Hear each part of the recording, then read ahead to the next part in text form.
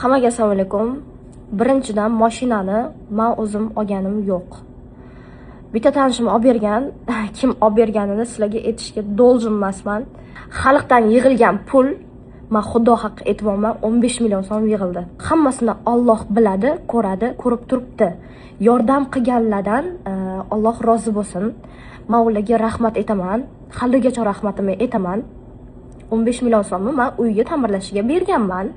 Mana 4 yil bloger bo'lgan bo'lsam, yig'ilgan pullarimni hammasini uyi remontiga tiqvordim. Tommi o'ziga 60 million ketdi. Uyi o'ziga, ichlariga 40 million ketdi.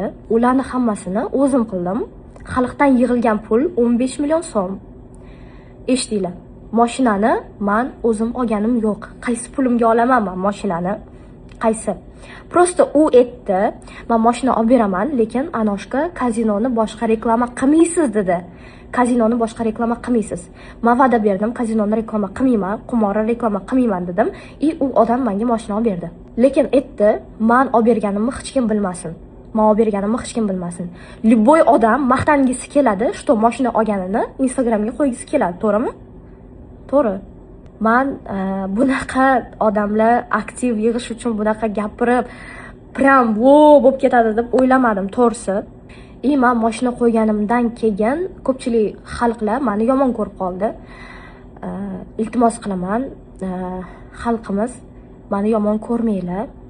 Uyim yonganini Alloh ko'rdi. Uyim yongan paytida men realni aytaman, qiyin vaziyatga tushganim rost edi.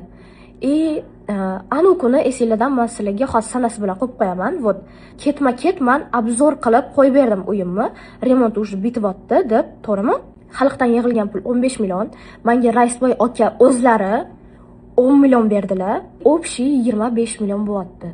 Qaysi ahmoq odam o'ylaydi, что post qo'yganman, kartamga bitta bola 99 million tashlab berdi deb. Qanaqa qilib uni reklama ekanligini sizlar bilmadinglar. Men u bola bilan post ulaganman, kollab bo'lgan o'tda. Reklama uchun men 30 million so'm oldim. To'g'ri, tan olaman. Biz uni hype qildik. Reklama olganimni men tan olaman. Ko'pchilik bildi menimcha uni reklamaligini. Blogerlar men umuman gapirmayman. Video ishlab chiqarayotganlar menga farqi yo'q.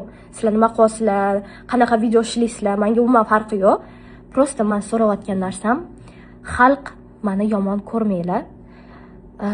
Sizlarni men yaxshi ko'raman. Boringlarga shukr. Sizlarga mingdan ming rahmat aytaman.